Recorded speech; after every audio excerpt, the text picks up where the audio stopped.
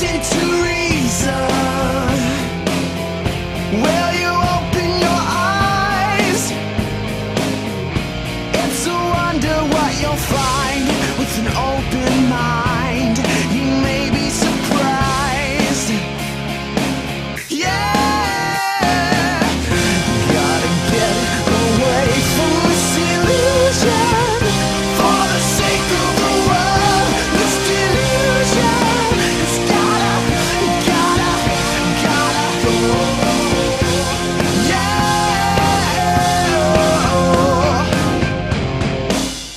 Hey everybody, welcome to the Atheist Experience Live. I'm Matt Dillahunty. I am joined by the president of the Atheist community of Austin, Jen Peeples. I just love being able to say that because we haven't actually done this show together since that I know. happened. That's I know. awesome. We haven't done a show in forever. Yeah. Months. And this is show 828, which isn't significant at all, but I mean, you could make it significant if you wanted to. It just strikes me as odd that I remember sitting in the other studio and saying, oh, we're only 75 shows away from 666. And now Yeah. it's like 828, so who knows? Like, pick out the next numerologically significant number and Yeah. we'll start a countdown to it. So I can't really do kind of the announcement stuff that that had stuck in my head. Yeah. So Okay. hey, it's the Atheist Experience. We're live. It's a live call-in show. We take calls from people. We want to know what you believe and why. The why part is probably pretty important because primarily it's about trying to figure out why we do or don't believe the same things that you do. And we'll take a bunch of callers. They'll have the phone number up for you. Actually, all the lines are busy right now. There's one thing I want to go over really quickly, and then I'll pass it off to Jen, who's going to talk a little bit about ad hominem attacks. Yeah. But today in Austin starts a new initiative called Explore God, and a bunch of billboards went up around town. There's 325 plus churches have signed on to this. Basically, somebody who made a bunch of money on the internet decided they were going to put up billboards to do this new Explore God initiative. They put up a website, exploregod.com. It's a bunch of slick videos with people offering their opinions about what they think about God. And the local news came over and did a quick interview with me last week, and it aired, I think it was a week and a half ago, because it aired last Monday. And I won't say they misquoted me. They didn't. They showed the footage as I said it. I'm not even sure that they really misrepresented me, but what aired on the news was not really representative of the whole story. There's a little bit more online at their website. I talked about this on Facebook, but the nuts and bolts of it is that I spent 30 minutes or so answering questions of what I thought about the Explore God initiative, and I'll sum that up for you really quickly. I'm okay with it. I'm actually encouraging people to explore God. After all, that's how I got here. I think that this is nothing new. It's the megachurch equivalent on the internet. It's, hey, 325 churches. If you can get that many together, you know there's a problem. Probably church attendance dropping off, and they're pretty desperate to see what they can do to revitalize. And the rock bands haven't actually worked out, and the tattooed, spiky-haired preachers in casual clothes talking about how you need to love people instead of hellfire and brimstone hasn't really done quite as much as they might have hoped. And since they can't get answers directly from the source, it makes sense that they would sit around and see what other people's opinions about God were. I encourage this sort of thing. And we went through and we had a discussion about all that. And then near the end of the interview, he said, well, I think what I'm really getting at is, don't you think this is a big waste of money? And that's when I knew what the angle of the story was going to be. And I explained that, yeah, you could look at this as a big waste of money. After all, Austin's got a homeless problem. There's plenty of other places we could be spending money. But I also added that you could say the same thing about money that was spent on billboards for atheist organizations, probably to a lesser extent since, you know, ours have actually been effective. And this one maybe too, but my thing was this was all about free speech and free exercise, and I encourage them, and I don't have any objections to it, and they could look at some of the things that I've done and say that I wasted my money. I know I wasted some money yesterday just shopping around and buying the wrong stuff, or buying things I didn't need. So that the money angle was never my primary objection. It was the way they wanted to tell the story, and sure enough, on Monday night when I saw the report, it was wealthy internet entrepreneur buys tons of billboards around Austin. All the churches think it's awesome, and this atheist thinks it's a waste of money. All of which is true, but it doesn't really represent, you know, the whole truth of the story. And I also pointed out that churches do often help the homeless. And I thought it was funny that they only showed the first half of my response, cutting out my clarification of it, and then immediately said, so-and-so says that churches have been helping the homeless for years, which, they could have just let me say it, and then it would have, I don't know.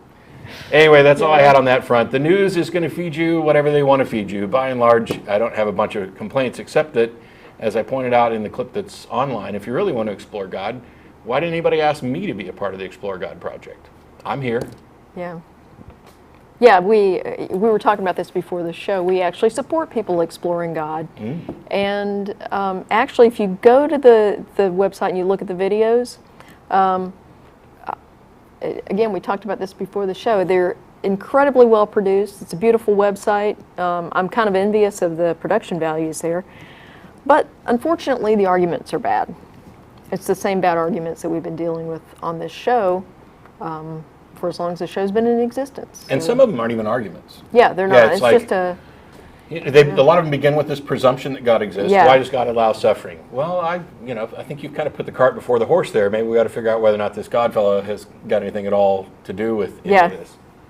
But so that's all I wanted to cover on the news angle. But we'll be taking calls shortly. But Jen's got something to educate us all about right quick. Yeah, I wanted to talk briefly today about ad hominem attacks, because I see people throwing that out there all too often, apparently without really understanding what that means. Okay, some people seem to be thinking that an ad hominem attack is when someone calls you a name you don't like. So, I may think that Matt is an asshat, but that says absolutely nothing about, his argument. And in fact, that's not an ad hominem attack. That's actually one step lower than an ad hominem attack. It's just plain name calling. Okay. An ad hominem attack is something that attacks the person instead of the argument. So, for example, I was engaged in an online debate with atheists, actually on the TV list on email. It's been several years ago. And the guy got apparently mad at me or something and decided to dismiss my argument by claiming that I only thought that way because I was just an angry middle-aged woman. And it's like, okay. If he thought he was insulting me, he was incorrect, because I don't think there's anything particularly wrong about being legitimately angry with something, nor is there anything wrong with being middle-aged. Yeah, so he could have just been right. Yeah. If that was in fact your only reason, which I doubt it was. Yeah. But. And so, that's an example of an ad hominem attack. It's also not an ad hominem attack to point out that someone might have a conflict of interest. Often that's relevant in determining whether they are objective and impartial about what they're presenting, or if they have some other reason why they can't be regarded as completely objective about something. And I've got a couple of examples here that I want to use to illustrate when something is and is not an ad hominem attack. Okay. So in the first one, when Andrew Wakefield published his now debunked study that claimed that the MMR vaccine caused autism, among other things, a reporter uncovered evidence that Wakefield was at that time working on a measles vaccine that would have been a competitor to the measles component of the MMR. So is it an ad hominem attack to note that he had a conflict of interest in this case? Okay. The answer, of course, is no, it wasn't an ad hominem attack. The fact that Wakefield had a conflict of interest that he did not disclose is very relevant when evaluating the credibility of his claims. So it shouldn't have been the sole component in evaluating that, because it wasn't and isn't evidence that his claims were untrue. But it should increase our skepticism about those claims. He had a motive to present evidence that attacked the MMR. It turns out that science actually demonstrated that his claims were untrue.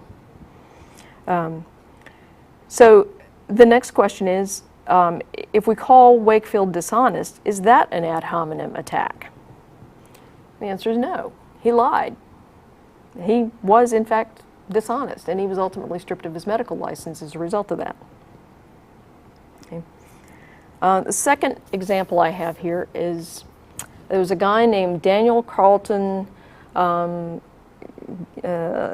Gajdusek, I think that's the name, that's the pronunciation. He was a physician and a medical researcher at the NIH, and he was awarded a Nobel Prize in physiology or medicine in 1976 for his work on Kuru. Kuru is a prion disease, similar to mad cow disease. This was the first prion disease that was demonstrated to be infectious.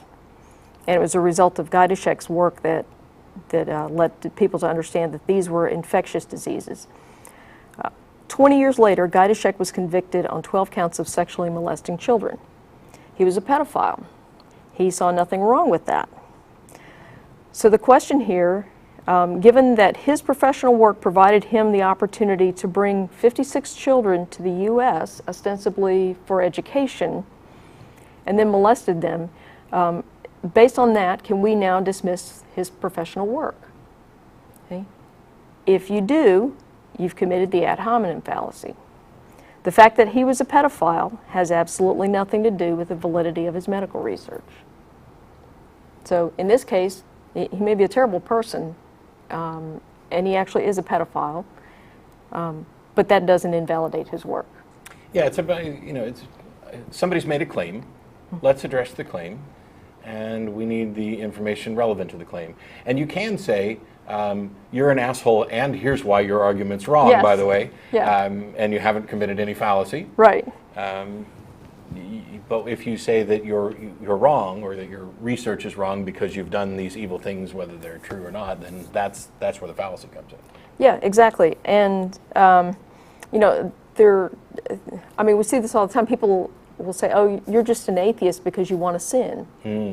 Okay, I might want to sin, but that's not why I'm an atheist. I'm actually kind of embracing that lately. Beth and I talked about this, and she made a really good point, which is that's probably a reason why quite a few people give up religion and begin as atheists. And I don't think that there's anything necessarily wrong with it, because one of the things that comes up is this deal with sexuality and sex, and so the church is saying something that is against your very nature, and you may not have actually sat down and sussed this out and found the fallacy or sorted things through, and it may be more instinctive, but it's not something that we should just, Right. You're only an atheist because you want to sin, because quite frankly, that's a pretty good reason to not believe that something is true if it goes against your nature.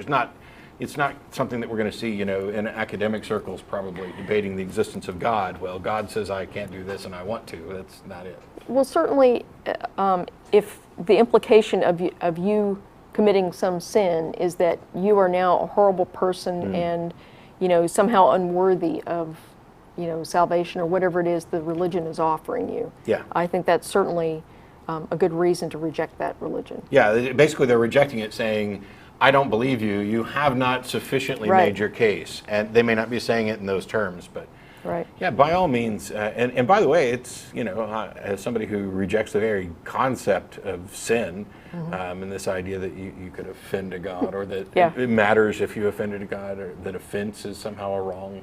I don't know. If two people are engaged in an activity and nobody else is harmed, it seems that religion is saying, but there is somebody else harmed. This being up here who's all-powerful has been harmed by this thing that shouldn't actually harm anybody.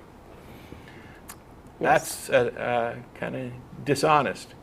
So if you make that kind of argument, it's a bad argument for the reasons we stated, and you might be an asshole. But I'm just saying.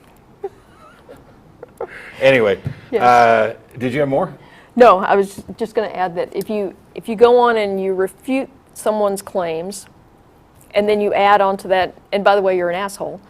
The name calling may be gratuitous, but if you've actually refuted their argument, then it's still not an ad hominem. It's not a fallacy. Yeah. May not always be the best thing, and that's before we get to calls real quick, let me just kind of ping this because tone trolling is going to come up over and over again. And people will point to different reactions. Well, first of all, that I've had on the show. Well, first of all, I'm human, so I'm prone to making mistakes. There's more than one occasion where I've had to apologize for digging in on something or flat out mistreating someone. But also, there's a time and a place for righteous indignation and anger. There's a time and a place for ridicule, and I think that some ideas are deserving of ridicule by definition.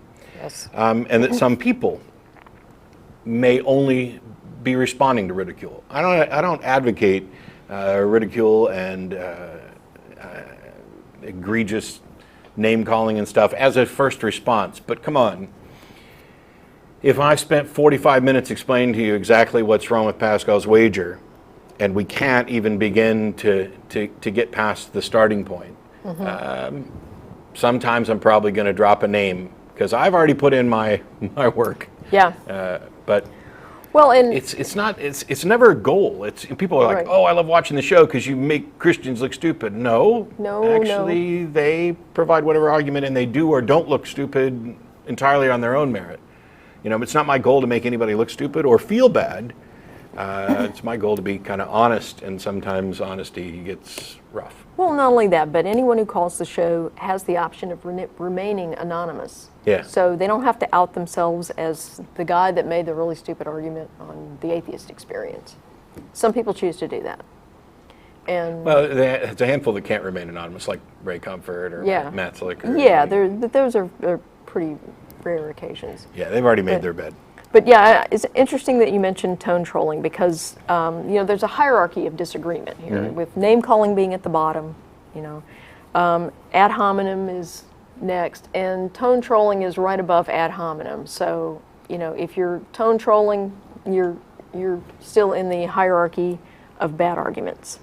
Yeah, tone trolling, by the way, is, for those who aren't aware, is this idea of saying, well, I agree with your message, but the way you're saying it is counterproductive. Yeah. And it may in fact be counterproductive, but if you don't have any way of supporting that claim, like I hear all the time,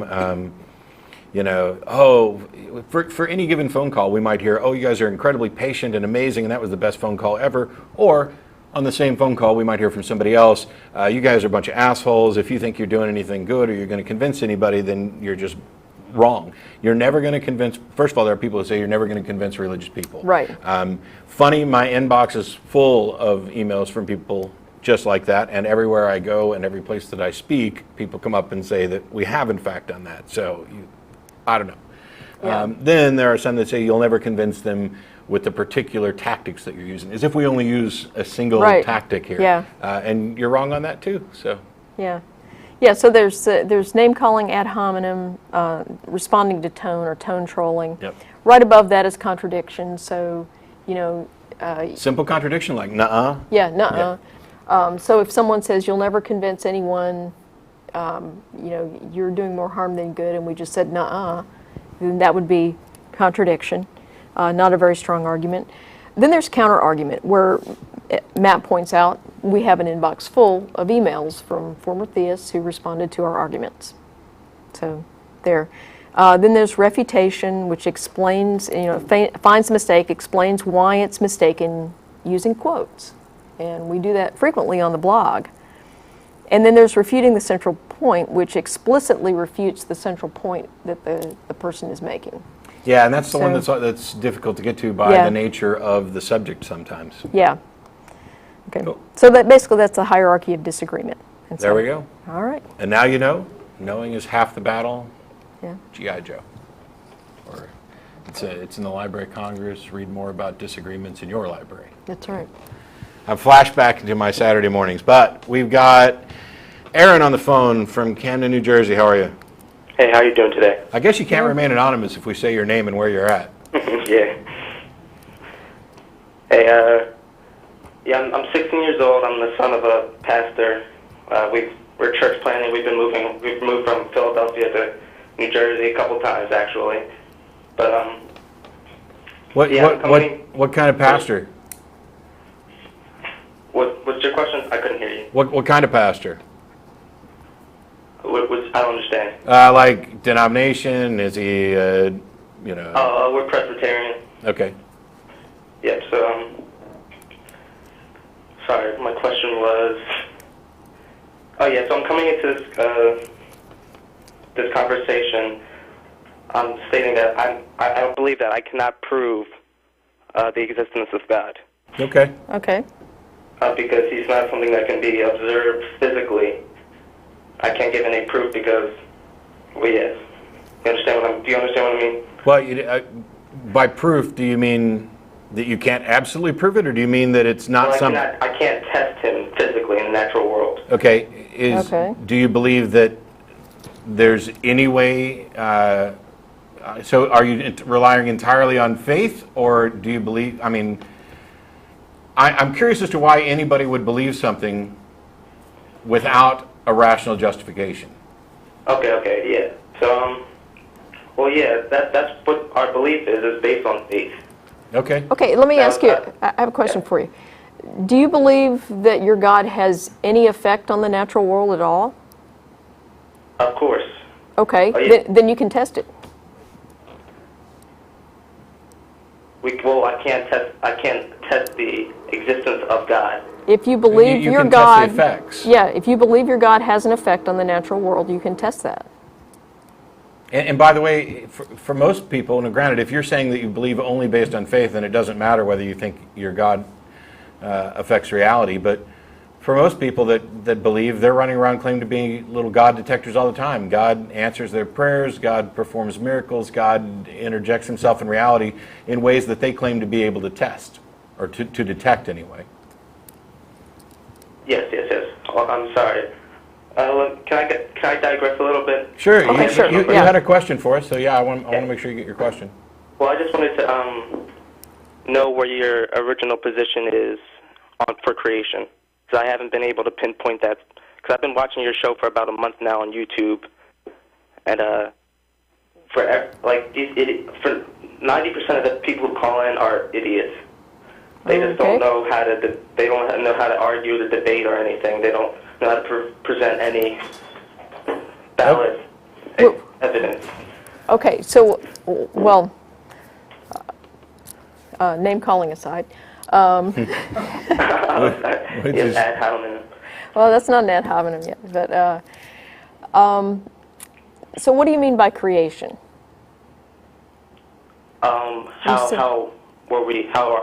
How are we here? Okay. How did the first living thing arise, or how did we? Yeah. Okay. Well, the answer right now is we don't know for sure. There are some interesting ideas. There's a field called abiogenesis that talks about, how living things arose. And I'm not sure if you're familiar with that, but if not, that would be an interesting thing to look at. Yeah, one of the reasons that Jen had asked what you mean by creation is because creation's a bit of a cheat, depending on what you're talking about. So if you're referring to the universe, for example, and calling it creation, then it's a bit of a cheat because you're presuming that it's something that was created or had a creator. Okay. So I don't know. I'm not completely sure what you're asking, but I'll give you my quick 30-second breakdown.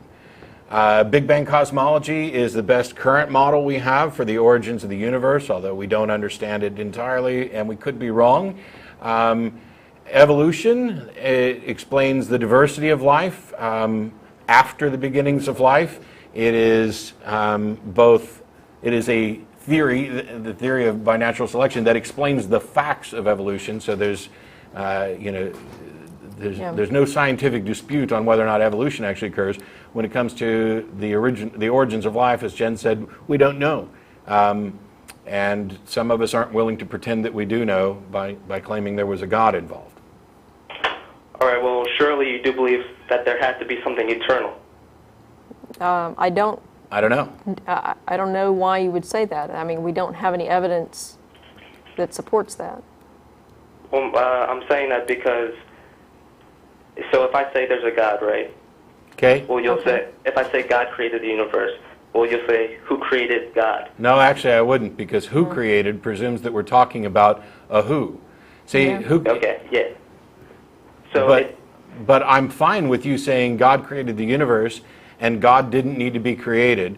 What I'm wondering is why on earth you think that you need to take that extra step, because there's a point at which we can't investigate any further back currently, And so it's a mystery. And what you're attempting to do is claim that you've answered this mystery by something that you can't explain or describe, can't prove exists, and I don't see how that's a useful. I mean, we tend to explain things in terms of other things we understand, and so if you try to solve the biggest mystery in the universe, is why does anything exist, by appealing to a bigger mystery, how is that any different from saying that universe-creating pixies who didn't need a creator started the universe? Well, that's not what I'm getting at. I'm just getting at for anybody to believe that we are here right now, we have to believe in an eternal being, or No, we don't. We don't. So- And in fact, so for instance, I think that's an unjustified belief. I mean, I believe I'm here right now, and I don't believe in an eternal someone. so how did we get here then? I don't know. We may never know. But that doesn't mean we're justified in plugging, something like a God in there. I mean, you said earlier that No, even a cell could be eternal. It always had to be there for it to develop into where we are now. that actually doesn't help your case. I don't know what you mean, because cells most definitely, I'm not aware of any eternal cells or any eternal Yeah. anything, and all the evidence we have for cells shows that they're not eternal. Yeah. Okay, sorry. I guess I'm confusing you guys a little bit, but let me ask. Well, what makes you think cells are eternal? No, for something to be, so if, for instance, if you believe in the Big Bang Theory, well, something had to be eternally there. No, something before. just had to be there before under some models. Yeah. Well, what was before that? We don't know. And that may not even be a valid question. Yeah, before the Big Bang, if time actually began with that, may not be a valid question. Okay. Well, then we can't. What's agree on north? anything. What's north of the North Pole? Well, yeah, then we can't agree on that idea. We can't agree on the fact that North Pole is as north as you can get, and there's nothing north of the North Pole.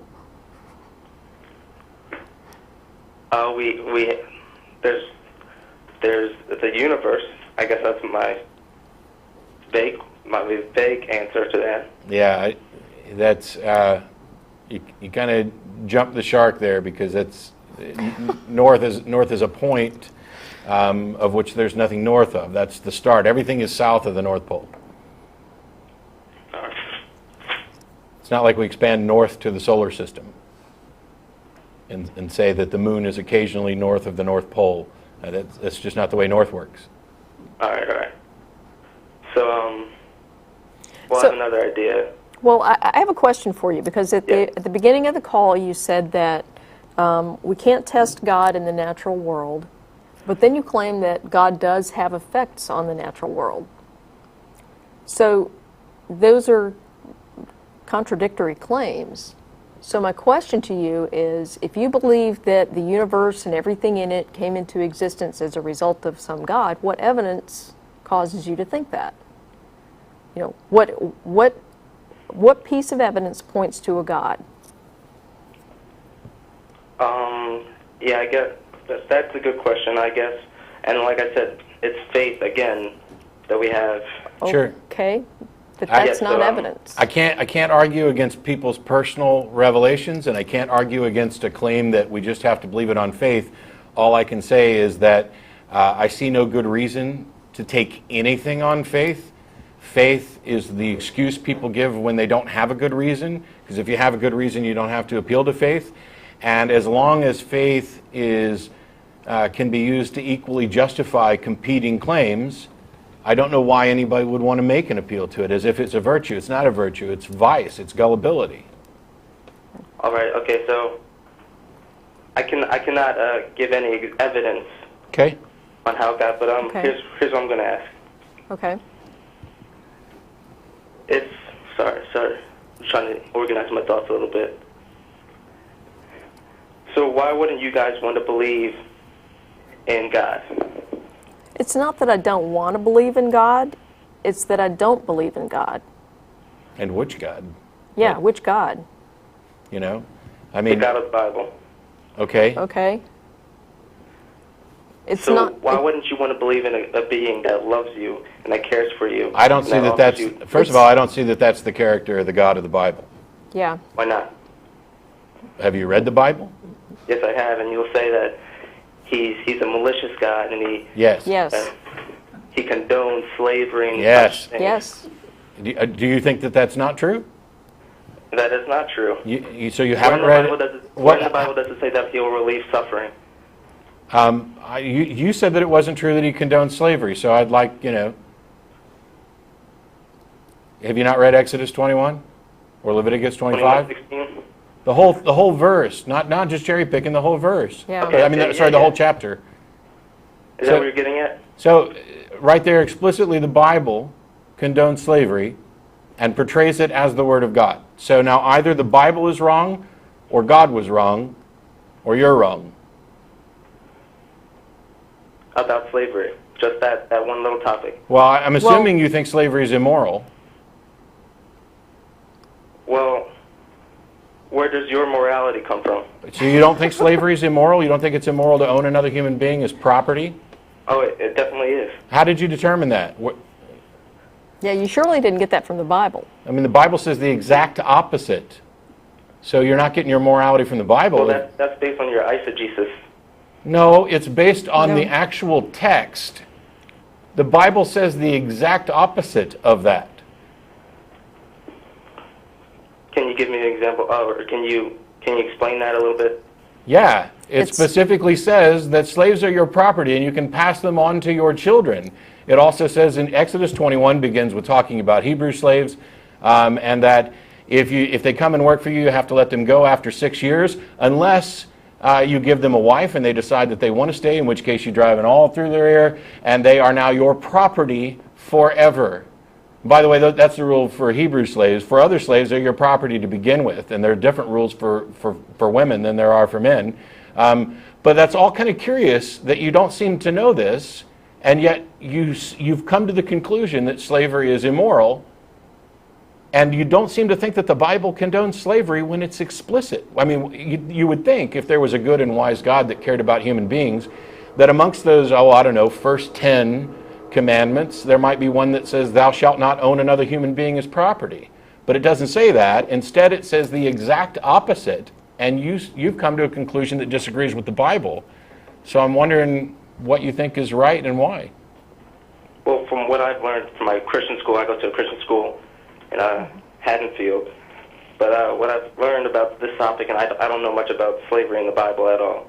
But I got a video up on my private YouTube channel, covers it in great detail, verses and all. Yeah, I was going to say, you should probably fix that. Because, Yeah, I mean, if you're going to run around saying the Bible doesn't condone slavery, and then after we point out that it does, you're going to say, well, I don't really know that much about slavery in the Bible. Well, you didn't even have to tell us that. We'd already figured that part out. No, but what I've learned about it is that slavery, in a few verses in the Bible, that it applied to men who were in poverty, so they would be sold into slavery because as a slave you'll be able to thrive. Really? Under a master. Yes. Okay, and so somebody has sold you a ridiculous bill of goods. This is the excuse that theists, Christians in particular, often make when they're confronted with the fact that their book is patently immoral. First of all, it's absolutely absurd to try to claim that the Bible only supports indentured servitude, but I'll point out that I think indentured servitude pretty damn immoral as well, because there's no good reason to think that it's going to be equitably enforced. Second of all, it specifically says owning people as property that you can pass on to your kids. It also says that you can beat your slaves as long as they don't die within a day or two. Now, it says you must buy your slaves from the heathen who surround you. These people aren't people that owe you money. These are slaves. That's an explicit endorsement of the slave trade. Buy your slaves from the heathen around you. And then there are specific rules for what you can do about enslaving your own fellow Jews. And by the way, all of these rules only allow Jews to own slaves, because if you try to enslave a Jew, then you get plagues. Okay. Well, You have been sold some stuff that is not consistent with what the Bible actually says. This is a common apologetic tactic. It is an attempt to soften what the scriptures actually say, and you haven't bothered to look into it because you're just accepting whatever they feed you at that Christian school. That's not what I'm doing, but I'm just Okay. to further give foundation to my idea. I'm going to say, what the hell was I going to say? Hey, does Jesus... what do you believe about the end of... So what happens after this life? So do you guys believe, like, the world's going to end, the universe is going to end, right? Well, the current model, I'm pretty sure, shows heat death eventually, yeah. Eventually heat death, yeah. Okay. So... Well, let me backtrack a second since we just answered that. Are you aware of Jesus making any comments at all about slaves? Not sure. I believe so. Do you happen to know what he might have said? Like, hey, slavery No. is wrong? No, he didn't say that. He said, slaves obey your masters. Yes. The only good thing you could tell a slave is to free themselves. Yeah. Yeah. Anyway, go on with your next question about the end of the universe or whatever. Why do you guys have any sense of morality if you guys just believe that at the end everything's going to be destroyed? What difference does it make if at the end everything's going to be destroyed? Okay, so I've got a car. Eventually it's going to end up in a junkyard. Does that mean it's of no value to me right now? Well, there's some hope because you believe that you're going to get another car. No, I'm actively using the car right now. It's of use to me now. It's of benefit now. The fact that it's going to end up in a junkyard someday doesn't make it useless now, does it? No, it doesn't. Okay, so the fact that the universe and life is going to end, the fact that I'm going to die doesn't make this day unvaluable, does it? Right now. No, it doesn't. So, okay, so we agree that this day is valuable right now to me, right?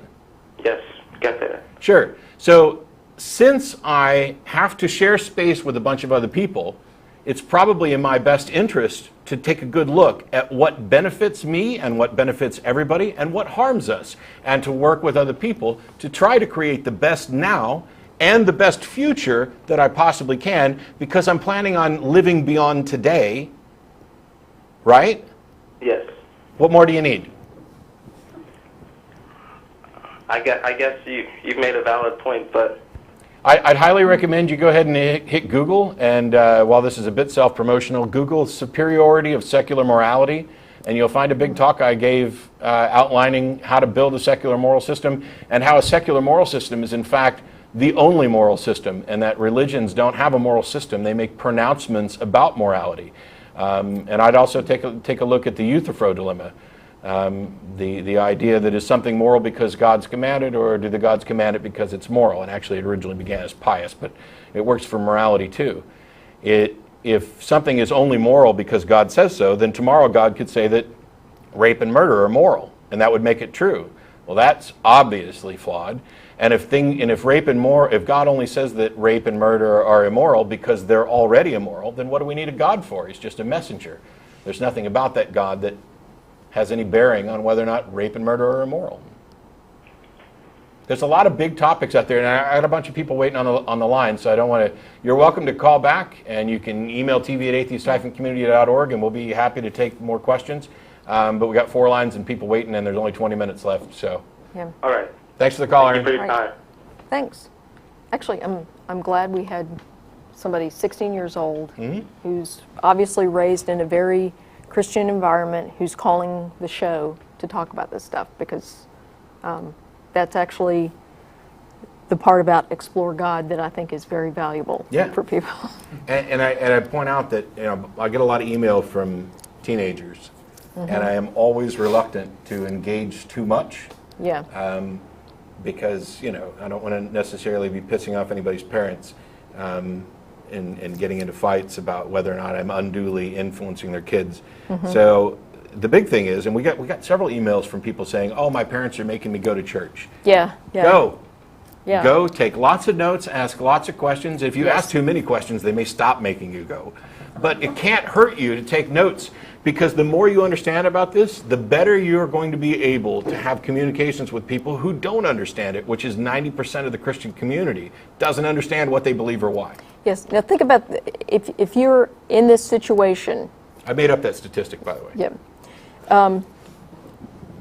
Start thinking about this problem that you have think like a social scientist. So you're now an anthropologist or a sociologist, and you are studying the Christian tribe in their native environment.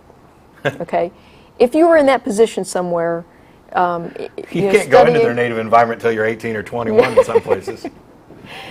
So if you were, in doing field work or something as an anthropologist, you wouldn't be trying to avoid, some tribe in their native environment. You'd be actively looking for this experience. So embrace it that way. Like Matt said, take a notebook, take lots of notes. Yeah, I know some people, oh, it's boring, I hate it, it's whatever. Literally today, and I don't necessarily know that I believe this email, but there was one that came in, and somebody's 18 and going to college, and their parents are going to buy them a house near the university if only they'll go to church once a week. And I was like, I put out a tweet right away saying, if any rich Christians want to buy me a house to go to their church once a week, Beth and I will be there dressed to the nines. Okay? Yeah.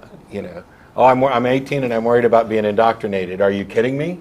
You're kind of past where, if you cannot actually go to church and sit there and not be indoctrinated at 18, we need some other work. Well, and if you're old enough to worry about being indoctrinated, you probably are not going to be indoctrinated. Yeah. Okay. Indoctrination relies on the fact that you don't tend to know that it's going on, or that it's even a thing sometimes. But anyway, Ron in Brooklyn, thanks for waiting. Yes, good evening, and what an honor to talk to the two of you. Thank you. Thank you. I sent an email last week with 2 questions, and Tracy Harris acknowledged that she didn't have answers, so I'm going to ask them to both of you now. Okay, question number 1. The Vatican now accepts evolution as factual and true, so there was no first man, no Adam, no talking snake, no fall from grace, no need for Jesus to come to earth to offer human salvation. So how does Catholicism reconcile this? And question number 2, we atheists are always saying that there's no evidence or proof of God. So what would the evidence be that we would accept? I can't think of any, including having some spook appear before me who changed himself into different life forms, knew what I was thinking, and corporeally reproduced my deceased parents, and we had a discussion of things that only we knew about. Sure. Those are my 2 questions. Sure. Okay. So the first one, I don't think that the Vatican's acceptance of evolution doesn't necessarily, it should, I agree with you that it should destroy their theology, because there was no first man, first woman, etc., no fall from grace, blah, blah, blah, nothing to be redeemed of, no original sin. However, the Vatican definitely accepts evolution. They don't necessarily accept it in its entirety the way you and I would, and they managed to say that in addition to evolution, there was in fact this first man, first woman, in at least a metaphoric sense, if not an actual literal sense. I don't know how they work that out. So yeah, they're basically doing tap dances around evolution to avoid the problems. And there's some Catholics who aren't happy with it. Well, That sounds like a typical apologetic. Yes. Well, yeah, and I guess my other question for you is, have you asked Catholics this? Because, I have no idea what's going on inside a Catholic's head, but there are Catholic apologists out there that you could approach with this question. Yeah, it would probably be the typical obfuscations. Yeah. Okay. Yeah, no, it's you may never get a satisfactory answer. It's you might as well be trying to ask them to explain the Trinity to you. Yeah, I agree. Yeah. Okay, you want to take the second question? What would we accept? Yeah. I can't think of anything right off the top of my head that, I would accept. I'm with you, Ron, in that I can't think of anything, and I think it would be arrogant of me to presume that I could distinguish between a God and some highly advanced technology that I'm unfamiliar with, etc. And so what I've said in the past couple years is, I don't know what it would take, but if there is a God, that God definitely knows what it would take, and that God should be capable of doing it. And the fact that it hasn't happened means that either that God doesn't exist or that God doesn't care to convince me that he exists. Okay, good answers. Cool. I don't want to take too much of your time, but what an honor. Thanks, Ron. I appreciate the call. Okay, bye-bye. Have a happy Sunday. Yeah, actually, I think God would be the last explanation I would reach for if something really weird and unusual and extraordinary happened. Yeah, I mean, there could be a collection of different pieces of evidence that would lead me to believe that not necessarily that a God exists, but that whatever some people have been pointing to as God may actually be a real phenomena. Yeah. We could test intercessory prayer, and we have, and it fails, but if it had succeeded, we would have been in the position of saying, okay, now we need to investigate this further. Yeah. Which prayers, which denominations, which ones are working? And we would have to acknowledge that whether or not a God actually exists outside, that prayer has demonstrated that it has some usefulness. And if it turned out that only praying to Jesus actually had a statistically significant usefulness, well, that wouldn't necessarily be confirmation of Jesus or God, but it would be confirmation of the effects, which is all you can ever hope to do. Unfortunately, that never happens. Yeah. Ever. Ever. I don't care what miracles you want to point to, and Bubba Joe's limb regrew and nobody saw it but him and his family, or you know, Tim Minchin's got a song about the cataracts of Sam's mom or something. Yeah.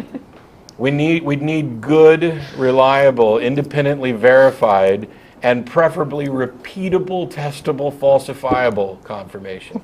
And now, if you think that's too much, which some people do, they're like, why do you have your standards so high? Oh my gosh, are you kidding me? It's like the biggest possible claim.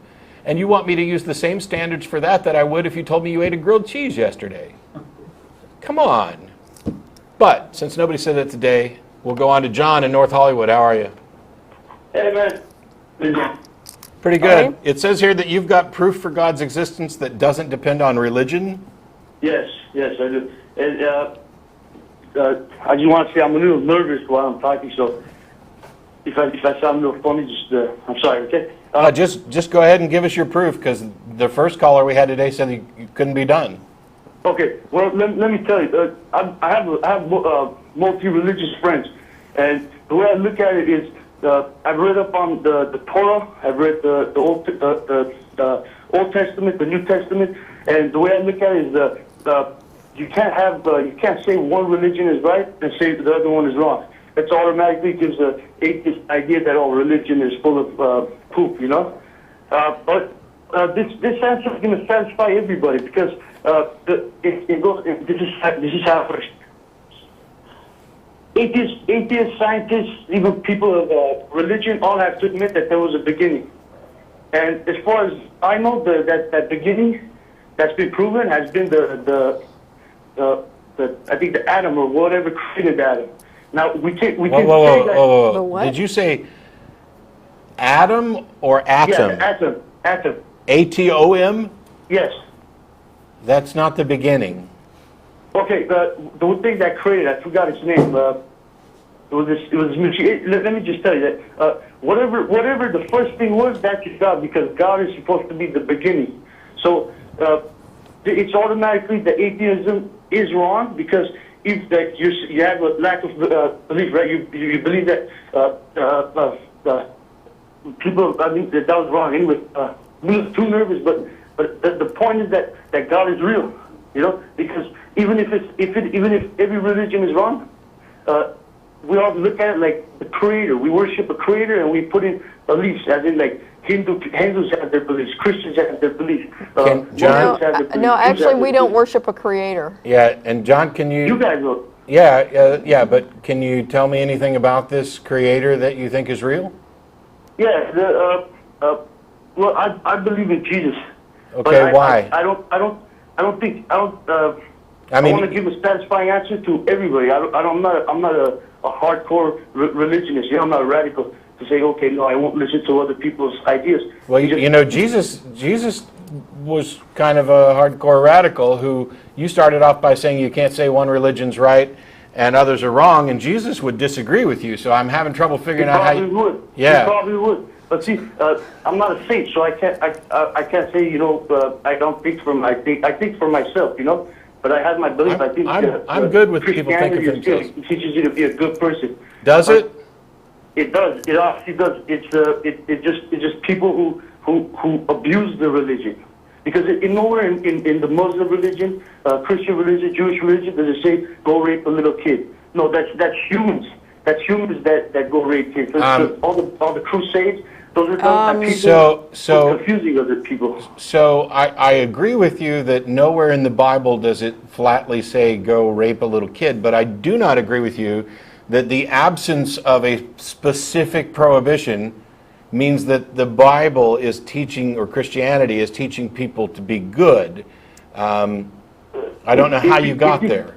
Because if you follow the commandments, Yes. regardless of which religion you choose, even Satanism teaches you how to be a good person. You understand? And although while I'm on the subject of Satanism, I try John? to avoid Satanism. John. Satanism is much better. Yeah. Yeah, John, you do realize that the commandments of different, well, actually not all religions have commandments, but the equivalent of commandments of different religions, that some of those are competing, right? That they can't both be true? And yet you're saying... Sure. I know. I understand. I believe that as well. It's just, that's why I said I'm not radical. I don't take my religion as to heart. I don't, whenever it's... so it doesn't really matter to you what's I'll true? listen to it and I'll learn from it. It doesn't really matter to you whether it's true? You're just kind of picking and choosing the good bits that you like? Of course. No, not. Well, I follow it, but I'm open to people's opinions. Because it's look. You follow what? I follow my religion. But yes. Does anybody else follow your religion other than you? How so? Of course, Well, Christianity. Well, I in mean, my household. you've kind of described this. You've described a rather esoteric religion that's pretty much the religion of John. It doesn't necessarily map to anything I'm familiar with.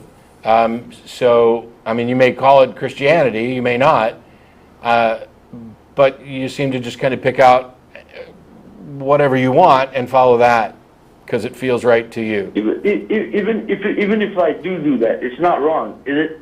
You see, even if I'm do you care about what I want, do you and care? I'm a Christian, and then we say God's going to punish me for it, right? But you can't say God's going to punish me. God needs to tell I don't think God's going to punish you. Yeah, I don't think you're going to get punished for it. I don't think God's going to punish you. Yeah, I'm right. asking you whether or not you care whether your beliefs are true. Of course, I would love to actually believe, Jesus is my God, he's the real God, but there's all these other gods, you understand? Okay. So John? I'm more of an open book. John, yeah, you're an open book, all right. And so when I ask if you care whether or not your beliefs are true,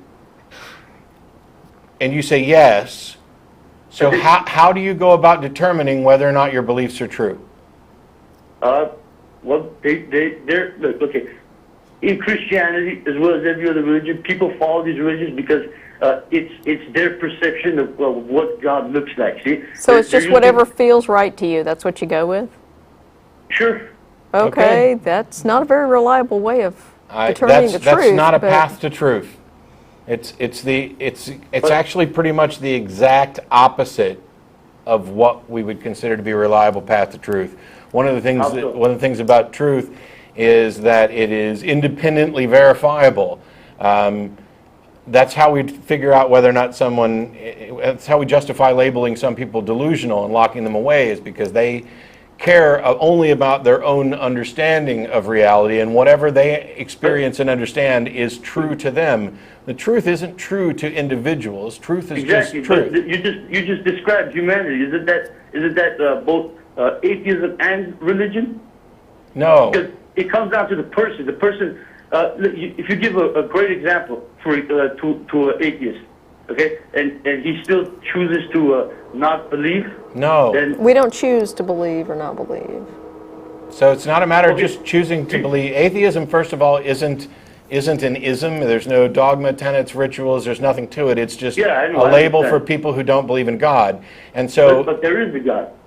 Okay, because the first thing. I'm aware that you believe that, and I'm aware that you think you can prove it, but I'll prove it right now. You have not even come close to hardly attempting to do so. Okay, I'll do it right now. Okay, good. Do you believe in the beginning that some particle, some energy, something created everything? No, Not created necessarily. something, no. And how was an atom created? Don't know. Yeah. It says it. Somebody did research on it. That they actually proved that some sort of energy, positive, negative energy, collided and created an atom. Well, I tell you what, why don't you email us with the peer-reviewed study that demonstrates that? So, and we'll be happy to evaluate it. the reason we're kind of doing this is because, and there's no way to not be slightly insulting, but it's clear that you don't understand the subject that you're talking about, and so your question is kind of ill-formed. Do I believe in a beginning? Well, I accept the Big Bang model is the best current explanation we have of the origins of the universe as far back as we can trace it. As we said earlier, what happened before then, or even if there was a before, is something I can't answer, and something that I don't think anybody can answer. Because the Big Bang had to have a key element, right? The first thing, whatever it was, let's say the dust particle. I'm not sure exactly how the Big Bang works. John, let's assume that I agreed with you, okay, that there had to be a first cause. Okay. Let's say that I agreed with you. Then What on earth makes you think that first cause is a being that thinks and acts, and not that's exactly why I said that I could satisfy the atheist. It's specific because it doesn't need to. We're focusing on disproving a religion. That's what you're. No, you said you could prove. You said you could prove God, and I said that even if I agreed with you that there had to be a first cause, you've demonstrated no reason to think that first cause is a thinking being, let alone a God. Yeah, he doesn't need to be conscious, but the idea. So God doesn't need to be conscious. The beginner, the creator, the one who sparked the creation, the one who created everything. So you're just using. John. You're just using the label God to point to whatever the hell it was that started it, whether it was a being or not, right? Yeah. Not remotely interested in that sort of taking a word and using it. If you think you could prove God by redefining God, why on earth would you bother calling us? I'm not. To define God is saying he's the beginner, the one who created everything. And you're trying to make me give you. John, I can redefine God to be this coffee cup, and I can prove to you absolutely this coffee cup exists. Does that sound honest? It does exist, but did it create everything? Did it spark the creation? No. Was it the beginning? No. It was created. It was created. Why on earth would you call the cause of the universe God without justification? Unfortunately, the show is over. We are out of time. Thanks, everybody. Sorry to the people waiting. I guess we'll take a couple of shows after the call, or a couple calls after the show. Yeah, more shows after the call. Thanks. Jesus H. Christ. Look, he believes in God. He said, Jesus H. Christ.